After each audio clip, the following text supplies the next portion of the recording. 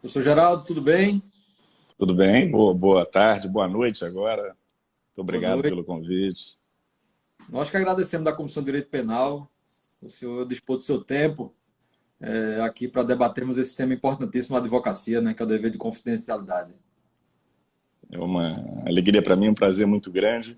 Havia, na oportunidade do convite, a ideia de se fazer uma homenagem a Roque de Brito e eu queria registrar isso aqui, o respeito que todos nós, advogados de todo o país, tínhamos e temos, né? Tínhamos por ele e temos pela memória dele e por tudo aquilo que ele representa. Então, para além da generosidade aí, do carinhoso convite seu, da OAB de Pernambuco, fica esse registro que eu entendo que é muito importante. Muito obrigado mesmo, doutor João. Importantíssimo, professor.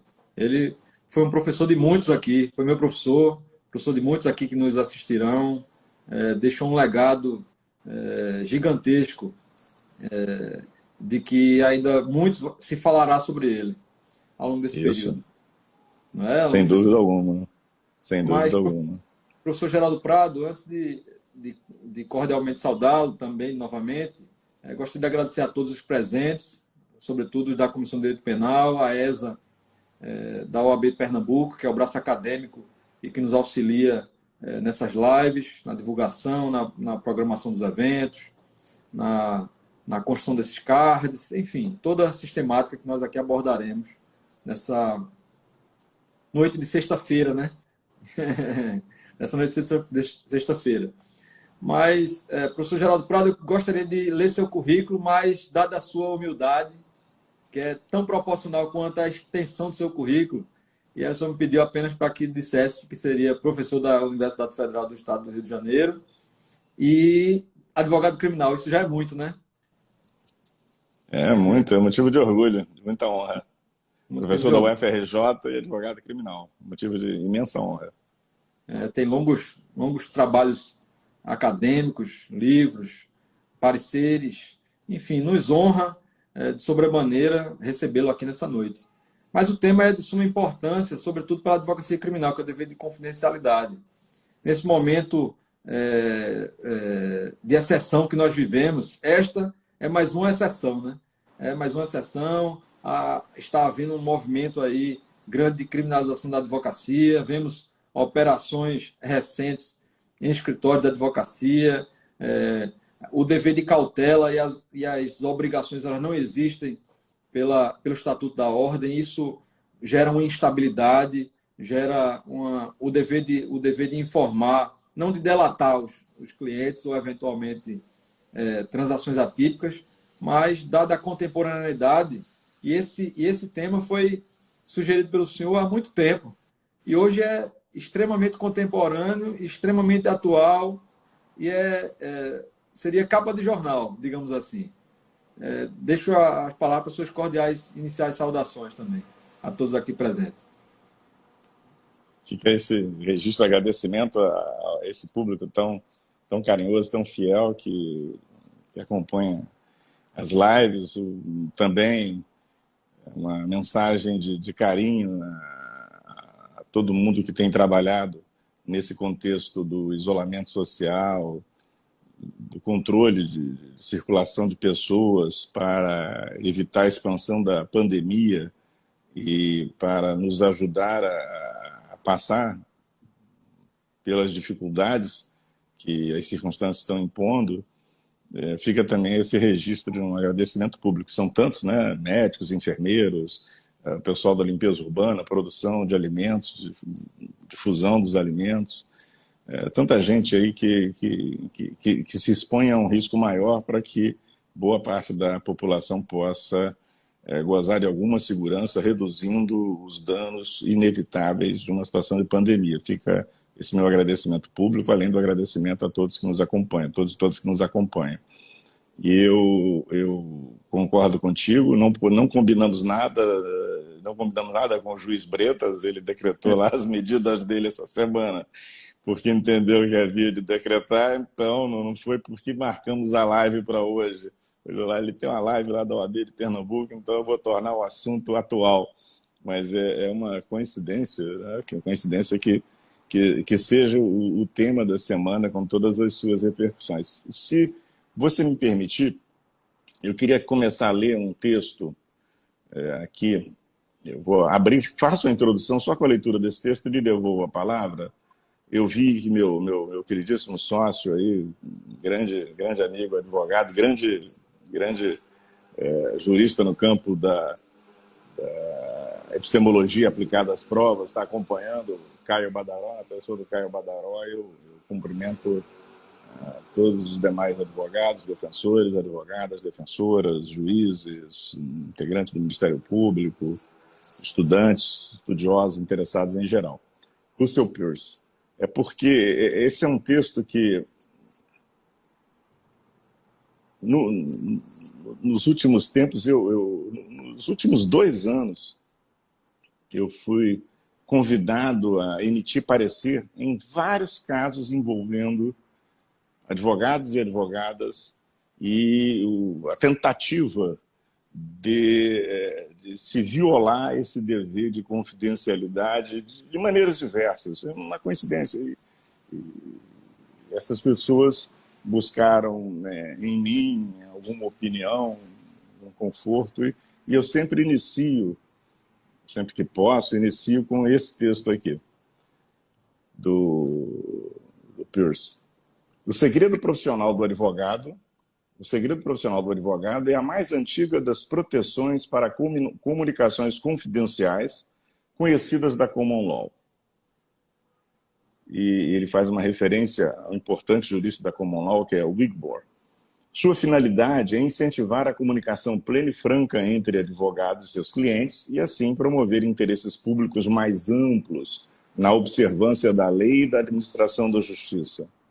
O segredo profissional reconhece que a defesa ou assessoria jurídica correta servem a fins públicos e que tal aconselhamento ou defesa depende de os advogados serem totalmente informados pelo cliente. Como declaramos na análise de um julgamento importante da Suprema Corte norte-americana, disse Peirce, Trammell versus Estados Unidos, 1980, o segredo, abro aspas para a referência que ele extrai diretamente desse julgado, o segredo profissional do advogado baseia-se na necessidade de o advogado e conselheiro conhecer tudo o que se relaciona com as razões do cliente para procurar representação para que a missão profissional seja executada. E aí, fechando aspas, ele segue. E em Fisher versus Estados Unidos, 1976, foi reconhecido o propósito do segredo profissional de, abre aspas, encorajar os clientes a fazerem revelação completa aos seus advogados, fecha aspas. Esse raciocínio, segue Peirce, esse raciocínio para o segredo profissional é reconhecido há muito tempo pelo tribunal. E ele menciona um julgado da Suprema Corte norte-americana de 1888. Blackburn, Hunt versus Blackburn, 1888. Abre aspas aqui. O segredo profissional baseia-se na necessidade, no interesse pela administração da justiça, do auxílio de pessoas que têm conhecimento da lei e são hábeis em sua prática. Assistência é essa que só pode ser seguramente e prontamente exercida quando livre das consequências ou da apreensão das revelações. Fecha aspas. E conclui então Peirce o seguinte. Upjohn conclui que sem o segredo profissional, os clientes não seriam verdadeiros e o advogado estaria operando sob um déficit informacional e, portanto, seria menos eficaz como defensor do seu cliente. Eu faço sempre esse registro no início dos pareceres, porque nos mostra um pouco, nos conta um pouco essa história antiga do dever de confidencialidade, mas eu não posso também deixar de citar uma referência de um jurista brasileiro, que era até um jurista com uma inclinação, uma tendência mais autoritária, mas um dos grandes processualistas penais brasileiros, Hélio Tornag, que já em 1958, na primeira edição das Instituições do Processo Penal, ele, ao tratar da regra do artigo 207 do Código de Processo Penal, que disciplina a proibição de depor e estabelece a proibição dos advogados e das advogadas de prestarem depoimento, ele, naquela oportunidade, ele dizia que essa proteção essa proibição é uma proteção de natureza social, que o dever de confidencialidade, tanto para o médico como para o advogado, são garantias de que as pessoas, o paciente do médico, o cliente do advogado, poderão se abrir e se colocar de forma absolutamente franca o que é uma pré-condição, uma premissa para uma atuação mais eficiente dos profissionais, tanto do médico como do advogado, no exercício das suas funções. Então, essa relação, segundo Hélio Tornag, isso, como eu estou dizendo, remonta a uma obra de 1958 dele, não tem nenhuma novidade. Essas atuações, elas não estão fundadas numa relação privada, meramente particular entre o advogado é seu cliente, como também seria entre o médico, a médica e seu paciente, mas é uma relação de direito público. É uma relação de direito público. Há um interesse público. E esse interesse público, ele é de tal ordem que nem o próprio advogado pode tomar uma decisão de abrir mão do seu conhecimento, revelar o que conheceu sobre confidencialidade, ainda que o cliente ele não queira mais manter essa situação de reserva, ainda que ele não queira manter essa situação de reserva. Nesse aspecto, há uma distinção óbvia entre o nosso sistema e o sistema anglo-americano. Eles são mais tolerantes a partir do momento que eles têm uma visão muito privatista da coisa, eles são mais tolerantes a partir do momento em que o cliente diz, não, eu desonero o advogado do dever de declarar. No nosso modelo, essa desoneração não produz efeito jurídico para exatamente garantir que qualquer pessoa que sinta a necessidade de consultar um defensor, uma defensora, um advogado, uma advogada, tenha a mais absoluta tranquilidade de poder falar tudo o que tiver que ser falado para permitir a esse profissional do direito, com essa especificidade, que ele seja um bom conselheiro daquilo que seja necessário, das práticas que forem necessárias na defesa dos interesses dessa pessoa. Isso é absolutamente fundamental. É fundamental para o advogado, como eu acabei de referir, como é fundamental para o médico. Então, hoje a gente está discutindo uma coisa, a gente está retomando uma discussão que vai aparecer ali, e que vai, essa discussão que está sendo retomada hoje, cumprimento um queridíssimo amigo, desembargador no Rio de Janeiro, foi um grande advogado também, Sidney Rosa da Silva, que entrou aí. Essa discussão ela vai aparecer ali nos anos 30, no processo penal da Alemanha nazista, em que há uma conversão, há um deslocamento de deveres. O advogado passa a ter uma responsabilidade para com a estabilidade social, interpretada essa estabilidade social como algo que dependia de uma segurança pública. Ele passa a ser tanto um colaborador da justiça neste sentido de evitar a prática de crimes. E isso não é a função histórica dos advogados, isso não é assim que as coisas funcionam, e a estabilidade política de uma nação depende exatamente de que os advogados tenham não só a independência na sua relação com a administração, com os poderes públicos relacionados à segurança pública, polícia, Ministério Público, mas também relativamente ao juiz. Se você me permitir mais complementar essa observação inicial, eu publiquei um parecer na Revista Brasileira de Ciências Criminais, organizada pelo BCCrim, isso deve ter uns 2 anos, e realmente é uma coincidência. Foi um parecer pro bono, que me foi solicitado pelas seccionais da Ordem dos Advogados do Rio de Janeiro e São Paulo, no nascedouro dessa investigação que resultou agora na denúncia de quarta-feira. A pessoa que era ali mencionada no parecer, que a Ordem as duas ordens haviam solicitado, ela não foi denunciada, não houve busca e apreensão agora, não teve nada. Mas naquele momento lá, quando se começou a conversar sobre o tema, surgia a possibilidade dela vir a ser investigada. Então me solicitaram o parecer, e nesse parecer eu cito passagens de um livro que eu gostaria de recomendar a todos, que se chama Advogados em Guantánamo. Advogados em Guantánamo. Por quê? Porque, veja aí, cumprimento um dos maiores advogados criminais brasileiros, Juliano Breda, que está entrando aí. E é bom porque a temática é essa, né? Breda tem aí na ordem dos advogados, lá em Brasília, uma responsabilidade grande de lutar por essas prerrogativas, mas voltando ao que eu estava dizendo, eu cito esse livro Advogados em Guantánamo porque o episódio que ocorre, o 11 de setembro, ele deflagra uma reação conservadora extremamente autoritária,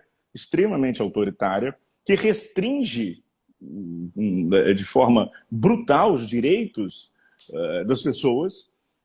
Estabelece-se um sistema de exceção, e era um momento duro, era um momento dramático. Todos nós, mais velhos um pouco, porque 2001, para mim, está muito próximo, né? Para muita gente foi quase a data do nascimento. A gente está assistindo aí, a live nasceu um pouco antes, né? Mas o ambiente ali era de comoção nos Estados Unidos da América, de defesa dos valores norte-americanos. A primeira vez que em solo norte-americano um atentado praticado por um país estrangeiro, por pessoas ligadas a poderes no exterior, atingia os Estados Unidos da América.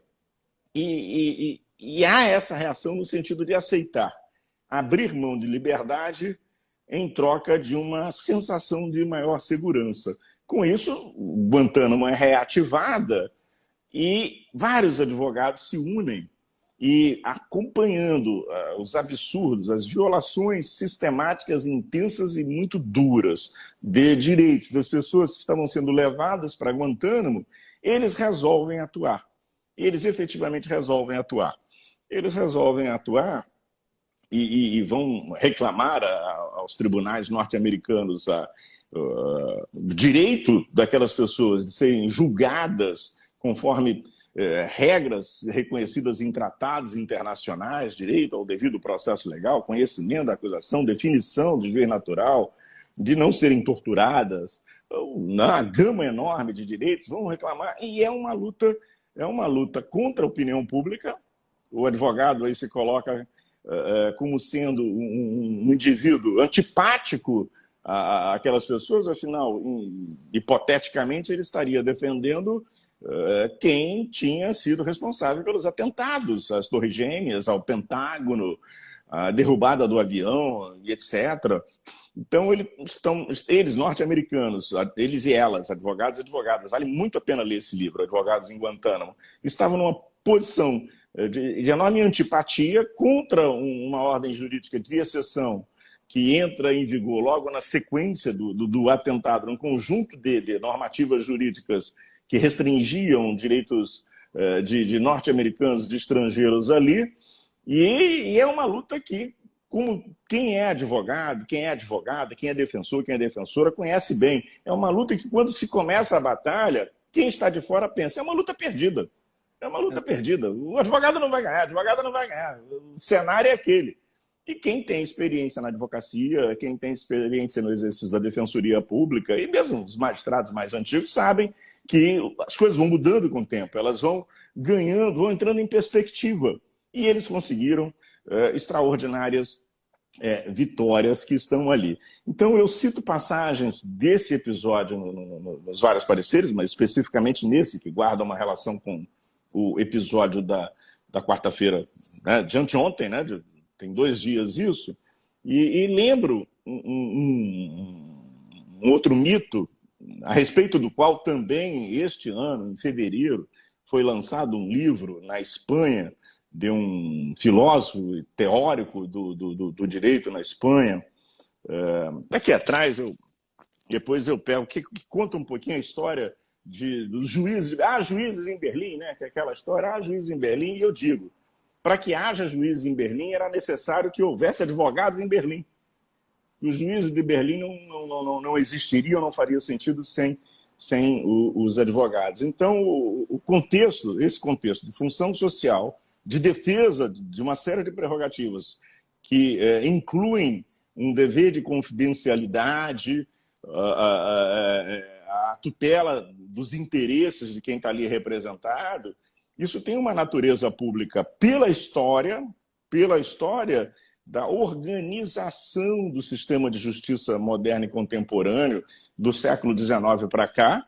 É essencial, é absolutamente essencial para que um sistema de justiça possa ser considerado um sistema de justiça compatível com a república e a democracia, e a sua supressão ou redução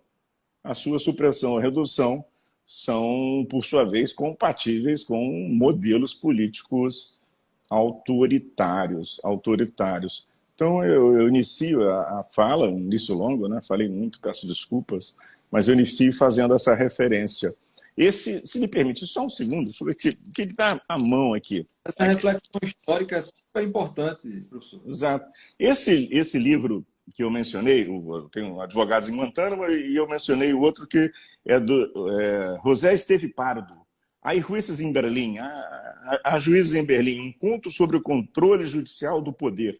Esse, que é um pequeníssimo livro, uma coisa pequena, ele é muito interessante, não apenas porque há juízes em Berlim, é da Marcel Pons, editora Marcel Pons, e o autor é José Esteve Pardo, que é um filósofo do direito espanhol. Há juízes em Berlim, um conto sobre o controle judicial do poder, em que ele vai explorar a situação concreta do que é essa história. Afinal de contas, são tantos autores brasileiros que mencionam a história do Moleiro e do juiz de Berlim, e ele aqui vai dizer, olha, historicamente o que aconteceu é algo muito diferente daquilo em que se converteu no mito, aquilo em que veio a ser convertido no mito do juiz de Berlim. É diferente. Mas o importante nesse episódio lá da Prússia, lá no século XIX, é que ele guarda raízes com o início da era moderna, a formação do Estado territorial nacional, a ideia de soberania, de governo de leis, etc. E ele vai resgatar, ele inicia o livro com um episódio que é até interessante, né? Na Espanha, sobre controle judicial do poder numa época de monarquias absolutas. E nos conta ali a história de um importante julgamento de um português na Espanha por conta de um crime político. Esse livro vale muito a pena. Se puderem ler, eu creio que ele diz muito das nossas circunstâncias contemporâneas aí, e além de desfazer equívocos, né, de as pessoas ficarem citando a história dos juízes de Berlim, dos advogados distantes, de Berlim. Sem lembrar dos advogados de Berlim, e principalmente sem saber o que realmente aconteceu ali naquele episódio concreto. Então, essa é a fase inicial. Me pergunta, você me mandou a relação de perguntas, faça um público aí, eu poder te responder. Não se preocupe, professor, porque, dada a essencialidade da advocacia dentro do sistema de justiça, da administração pública, toda essa informação que o senhor traz, contextual, histórica, ela é de suma importância e adequa-se ao que nós estamos tratando no dia de hoje, que é a advocacia criminal e sua confidencialidade. Mas, para além disso, estava me recordando aqui, dentro da primazia da advocacia, das premissas que são utilizadas, da base, do fundamento da própria advocacia, de palavras de Zygmunt Bauman, quando ele fala que se nós tratarmos tudo isso com incertezas, numa sociedade líquida, nós viveremos com medo, porque tudo isso será insegurança. Então, a advocacia ela tem que estar segura, ela tem que ter base fundamental, ela tem que ter concretude, ela tem que ter força. E está aí Juliano Breda, que não nos deixa mentir, está na trincheira, na linha de frente da advocacia, levantando a bandeira e a altivez da advocacia, levantando a autoestima da advocacia para dizer, olha, nós estamos aqui, e viemos para ficar. E nós somos advogados em Berlim, né? Isso aí. Deixa eu tocar num ponto, concordo contigo, deixa eu tocar num ponto que é importante também e que diz respeito, porque no final você tinha me feito uma colocação sobre a criminalização dos honorários, né, os honorários maculados e tal, e a gente pode encarar essa questão pontualmente, tipicamente, etc., ou tentar entendê-la a partir de uma perspectiva de mudança de cenário das responsabilizações, dos deveres de investigação que vai ocorrer nos últimos 30 anos. A globalização ela transforma o universo cultural, político, social, econômico e jurídico. A globalização é globalização econômica, é jurídica, é política, ela é cultural, sem dúvida alguma. Ela vem na sequência da quebra, da ruptura daquela bipolaridade, e algo na globalização parece comum. Já se observava isso no final dos anos 60, isso vai avançando os anos 70, os anos 80, mas com a globalização e principalmente com a hegemonia do pensamento neoliberal, isso se torna real e concreto, e eu cito 3 nomes que são leituras obrigatórias: Vera Malaguti Batista, Nilo Batista e Luiz Vacan, fazendo assim também uma homenagem a um programa de mestrado em Ciências Criminais da Cândido Mendes, que foi histórico no Rio de Janeiro, que recebeu Luiz Vacan, Alessandro Barata, recebeu tanta gente no final dos anos 90, início dos anos 2000, formou tanta gente, passaram por lá, Rubens Casara, nossa, o timaço de mestres formado ali. Esse contexto, o que acontece com a necessidade de controle social que vai levar ao hiperencarceramento, à expansão do encarceramento, tanto na sua forma de encarceramento definitivo, como principalmente na forma de encarceramento cautelar, algo que Zaffaroni chama atenção também. Nunca se viu nada parecido. O salto que dá no mérito do encarceramento cautelar, o que significa politicamente, e Luiz Vacan vai destacar isso no âmbito dos Estados Unidos da América, Nilo e Vera relativamente à América Latina e Brasil. Então você tem uma expansão do direito penal, do controle social pela via repressiva, e com uma impossibilidade das agências tradicionais de segurança pública acompanharem esse ritmo de penalização, de persecução penal, de investigação de casos, de processamento de casos, de punição de agentes. A demanda por segurança nesse contexto de controle de segmentos cada vez maiores de pessoas não incorporadas ao mercado, periferizadas, digamos assim, jogadas, empurradas para uma periferia, levou a uma mudança de eixo teórico em que os deveres de controle social, os deveres de fiscalização, os deveres de investigação, que a rigor eram deveres estatais. O Estado tinha o dever de apurar a notícia-crime. A partir da notícia-crime, idônea ou não idônea, caberia ao Estado apurar a notícia-crime, identificar eventualmente a prática da infração penal e identificar o suspeito da prática desta infração penal. Houve um processo paulatino de deslocamento desses deveres de investigação para o setor privado. Isso começa no âmbito da criminalização empresarial, da atividade empresarial, mas também vai atingir a criminalização, os chamados crimes de Estado, a criminalização de atividades como corrupção e etc., e vai levar à construção de sistemas, ou sistemas semi-privados de integridade. Nós conhecemos o compliance em geral, e o compliance criminal como uma especificidade disso, mas também vai modificar na prática a construção de tipos penais. Nós passamos a ver a legislação penal no mundo todo, em determinadas situações, tipificar o chamado... inverter a presunção de inocência na tipificação, os chamados crimes de suspeita, criando para um indivíduo sob investigação o dever de de colaboração com o Estado para provar que ele é inocente, inversão do ônus da prova no processo penal.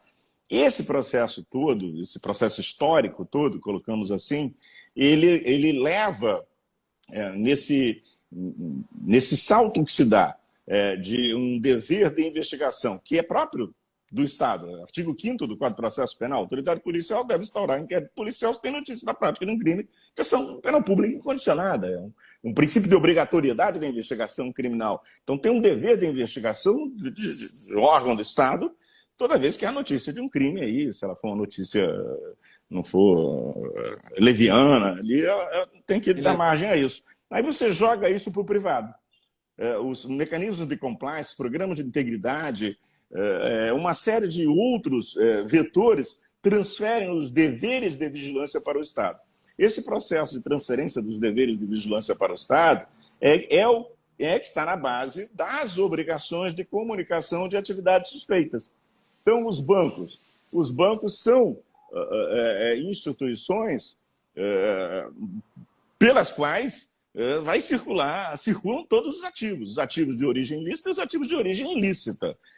Na medida em que a criminalidade tem alguma expressão, algum significado econômico mais relevante, é inevitável que haja a circulação pelos bancos. Os bancos passam a ter o dever de comunicação de atividades suspeitas. E assim uma série de outros empreendimentos econômico-financeiros que são empreendimentos que podem, no seu cotidiano, na sua execução do dia a dia,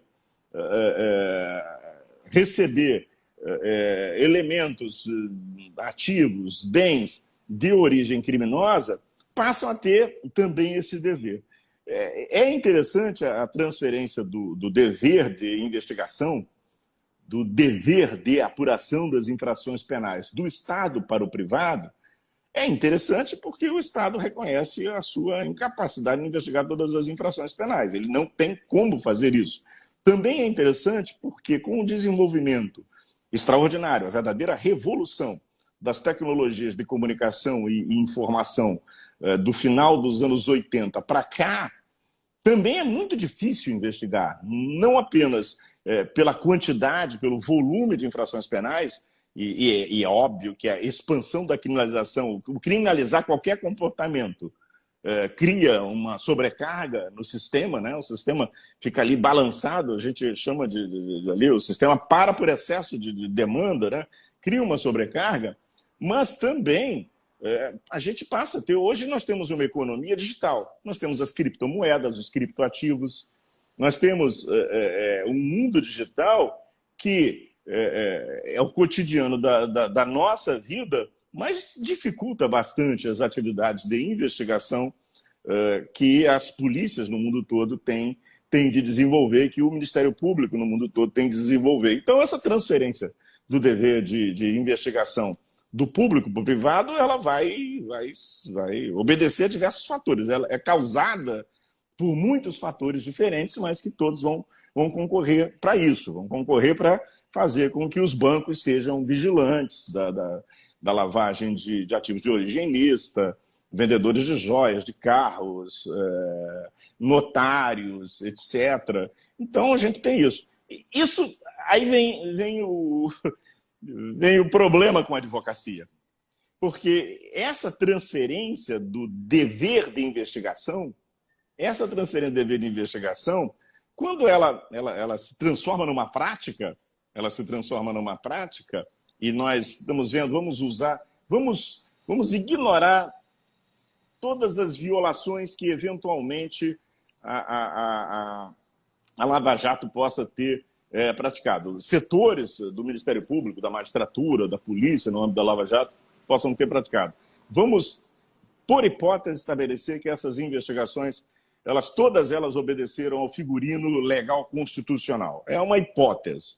Então, quando você coloca ali a investigação desses crimes de corrupção, a investigação dos crimes de lavagem de ativos de origem ilícita, e percebe que os mecanismos de inversão do dever, de conversão do dever de investigação do público para o privado vão funcionar, A colaboração premiada é outro exemplo, entre os tantos. Falei do compliance criminal, falei de obrigações privadas, mas também posso citar como exemplo a colaboração premiada. Quando isso começa a funcionar e dar certo, por que não com os advogados? Aí, né, eu brinco, eu digo o seguinte, o diabo pousa no ombro do cara que está ali, né, comandando aquilo tudo, ele para ali e fala, rapaz, deu certo lá com os bancos, deu certo com... Por que não os advogados? Afinal de contas, não são eles que têm um contato direto, em geral, com as pessoas que podem estar envolvidas na prática das infrações penais? E vamos ser justos, vamos ser justos. Isso não é uma coisa que algum brasileiro inventou, isso vem lá, isso é um processo nos Estados Unidos da América que vai num crescendo. E aí é importante. Por que a filosofia ela é importante? Ela é importante porque existem várias maneiras de você pensar o mundo. Filosofar é pensar sobre o mundo. Uma das maneiras de pensar sobre o mundo é a maneira pragmática. Você tem uma perspectiva pragmática do mundo. Então, quando o pragmatismo ele vai, ele serve como guia mestra do comportamento dos agentes mais importantes, né? Estatais e privados, o cara olha aquilo ali e fala, rapaz, mas funcionou, vamos também, vamos direto à fonte, porque eles têm que ter advogados, né? Eles não têm saída. Então vamos começar com esse processo de transferência do dever de vigilância para aqueles que são as pessoas que, afinal de contas, vão receber isso. Na Europa, isso vai ter uma acolhida num grau menor, vai ter uma disputa na Alemanha, ali, Corte Constitucional Federal, a objeção óbvia, isso viola o direito de defesa, etc. E vai, por força dos convênios, tratados internacionais, acordos internacionais, vinculações com organismos supraestatais, o papel que a OCDE vai desempenhar nesse contexto todo, vai inspirar também nossos atores políticos no Brasil. Vai inspirar também nossos atores. Eles também, a questão do pragmatismo, o pragmatismo, que é algo sofisticado, né? O James Walker está falando aqui do GAFI, né? O pragmatismo é uma forma sofisticada de compreensão do mundo, mas é diferente de outras formas de reflexão. E digamos, menos ancorado em determinados valores tradicionais pela própria estrutura do pensamento pragmático, tem que estar permanentemente dinâmico em constante processo de adaptação às mudanças sociais. Então, se o pragmatismo é, de fato, importante, eu estou tentando evitar a expressão superficial, porque ela não representa bem o que eu quero dizer, mas entendendo o superficial como alguma coisa que não se enraiza tão profundamente como as demais tradições filosóficas, ele responde de imediato às demandas. Então, o olhar é assim, eu tenho os advogados, se todos têm o dever de noticiar essas infrações, por que os advogados não? E nós estamos vendo, hoje eu li a postagem de um queridíssimo colega, professor, procurador da República, reclamando, porque, afinal de contas, logo os advogados são os únicos logo a advocacia é a única atividade entre aquelas que deveriam ter o dever de informar suspeita sobre a origem dos valores usados para pagamento de honorários, porque justamente é a advocacia última, única, que resiste a isso. É o pensamento pragmático. Talvez ele não se dê conta disso. Talvez ele não se dê conta que, ao enunciar isso, ele está comprometido com uma forma de ver o mundo que limita historicamente o seu próprio olhar. Por isso eu fiz questão de citar uma decisão da Suprema Corte norte-americana de 1888. Eu poderia citar, há um autor muito importante para o sistema de justiça criminal, pensamento do processo penal norte-americano, que é John Langbein. John Langbein, que tem uma infinidade de obras escritas, e em várias delas, o John Langbein, ele chama a atenção para o seguinte: olha, o sistema de justiça como nós conhecemos, né, interpretando como sendo uma arbitragem rigorosa entre interesses contrapostos, e ele está se referindo a matéria criminal, entre interesses contrapostos, exato, ali com o contraditório, etc., ele vai existir a partir do momento em que passam a existir os advogados. A partir do final do século XVIII, que você tem, claro, uma história da advocacia que é muito mais longa e querendo, dependendo do teu ponto de vista, você pode remontar à Grécia, né? O Carnelucci falava advocatus, né? Vocatus ad, é a voz de quem necessita de auxílio, né? No seu clássico Misérias do Processo Penal, Carnelucci chamava atenção, tanta gente fala, eu mesmo menciono em alguns textos referências históricas a isso, mas a realidade é que a organização do sistema de justiça criminal, como nós conhecemos em todo o mundo contemporâneo hoje, agora praticamente sem exceção, em todo o mundo contemporâneo, ela vai nascer quando nasce a advocacia como atividade profissional. Então, o pensamento pragmático ignora essa história do nascimento da advocacia. É muito interessante porque quando a gente percebe os autores em geral, especialmente no universo da tradição romano-germânica, falando de sistemas processuais, o tempo todo a ênfase no juiz e no Ministério Público, Mas nada disso existiria se não existissem os advogados. Nada disso existiria se não existissem os advogados. São eles os fundadores do sistema de justiça a partir do momento em que eles criam uma tensão obrigatória.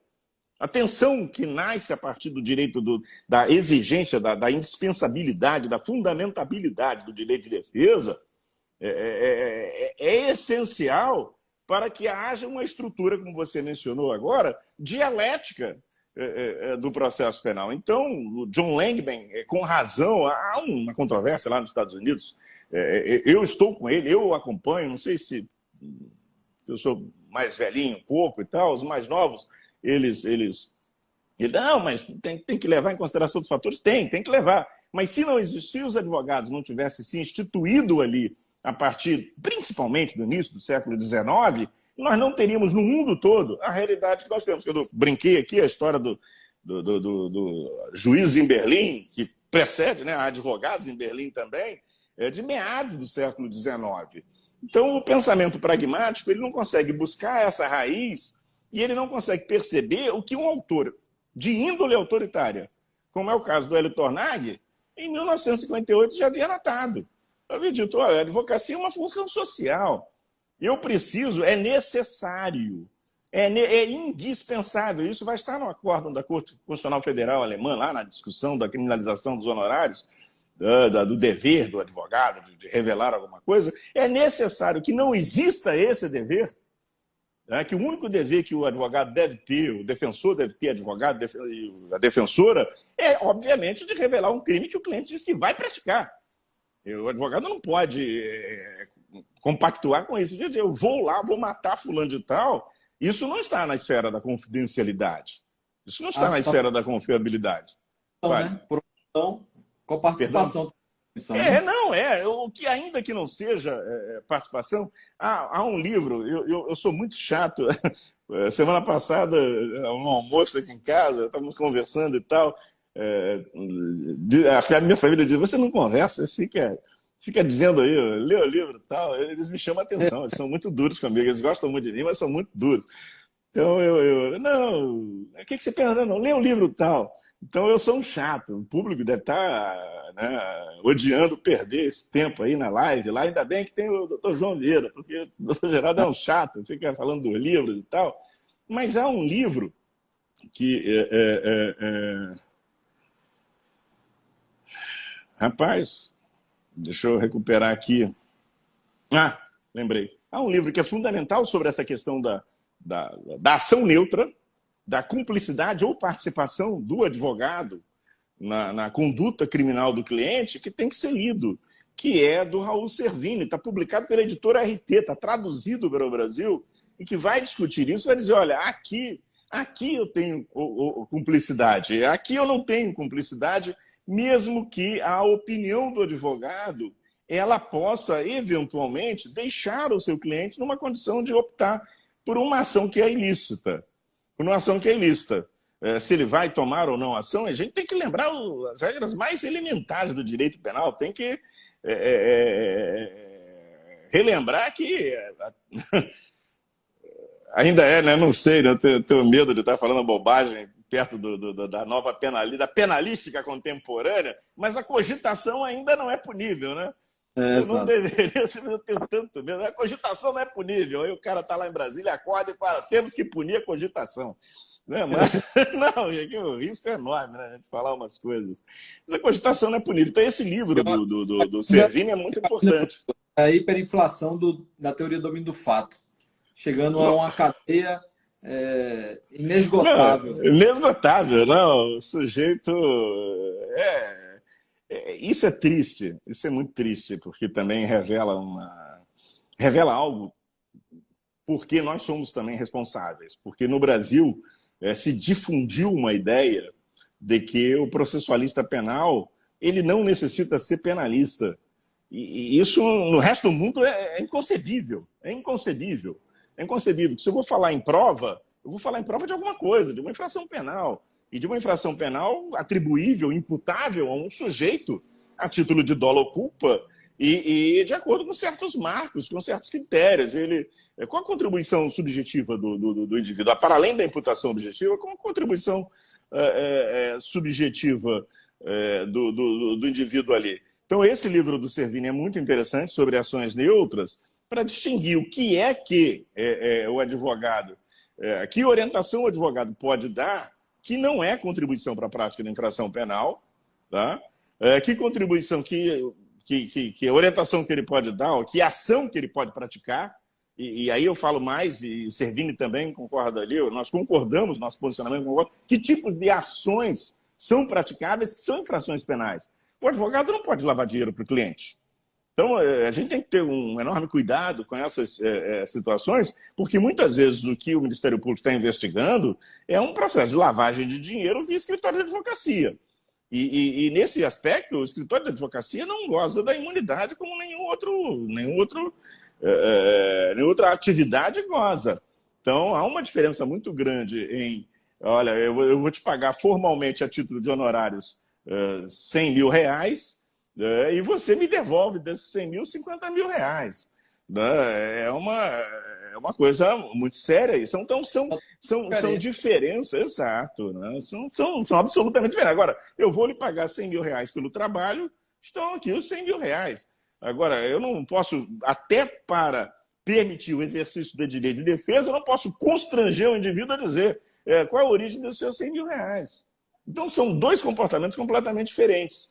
É muito importante, para além também da questão deontológica, para além da questão ética, que deve orientar todas as atividades profissionais, a advocacia não é diferente, para além disso, é importante demarcar o que é essencial para o exercício do direito de defesa do que é prática criminosa. Eu estou lá, eu sou um cirurgião, entra um sujeito baleado na cabeça, eu não posso perguntar se ele é o Fernandinho Beiramar ou se é a Madre Teresa de Calcutá.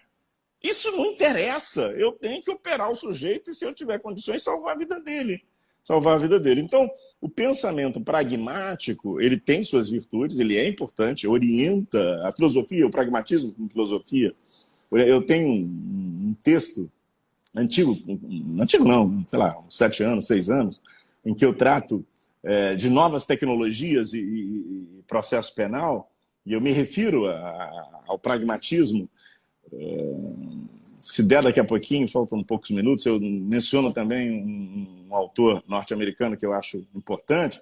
Então, eu não estou desfazendo, eu não estou fazendo pouco da filosofia, do pragmatismo, como ramo da filosofia. Agora, quando eu quero entender uma instituição, e nós temos que compreender o seguinte: a defesa é uma instituição, o direito de defesa é uma instituição, e a advocacia é uma instituição responsável por fazer com que essa outra instituição superior a ela seja eficiente e efetiva. Ela seja eficiente e efetiva. Então, quando eu me coloco nesse efetivo contexto, eu não posso pensar a partir da superficialidade. Qual é o fundamento do direito de defesa. E vamos mais longe. Esse fundamento, até porque a gente tem exemplos históricos, como eu falei, do processo penal no nazismo e do dever de colaboração que os advogados durante o nazismo tinham com a polícia e com o Ministério Público. Tá? O fundamento da advocacia é a base do Estado Democrático de Direito. Então, aqui eu não posso abalar isso. James Walker. Ele menciona a questão da lógica econômica, aí eu vou terminar, faltam 3 minutinhos, vou mencionar um autor muito importante. Por quê? Porque a ótica pragmatista, a partir de uma visão de uma combinação de direito e economia, de uma perspectiva combinada de direito e economia, no direito norte-americano, começa ali com a Escola de Chicago, 1930 e alguma coisa, e vai adiante, chega um momento, tem hoje um grande juiz, um pensador e grande juiz, que é o Richard Posner, que vai lá e desenvolve lá suas reflexões sobre direito e economia, o pensamento, o consequencialismo jurídico, a lógica consequencialista, etc. e tal.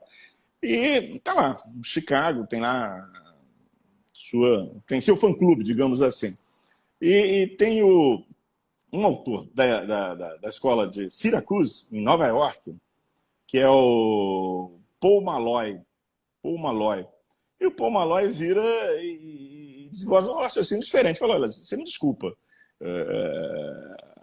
Posner, mas essa sua forma de pensar é que está encarcerando a população negra norte-americana, a população negra masculina jovem norte-americana.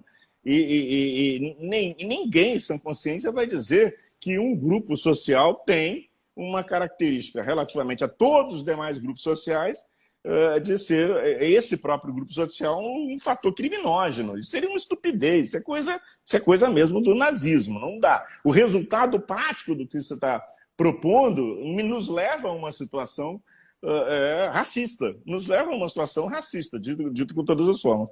E o John Paul Malloy,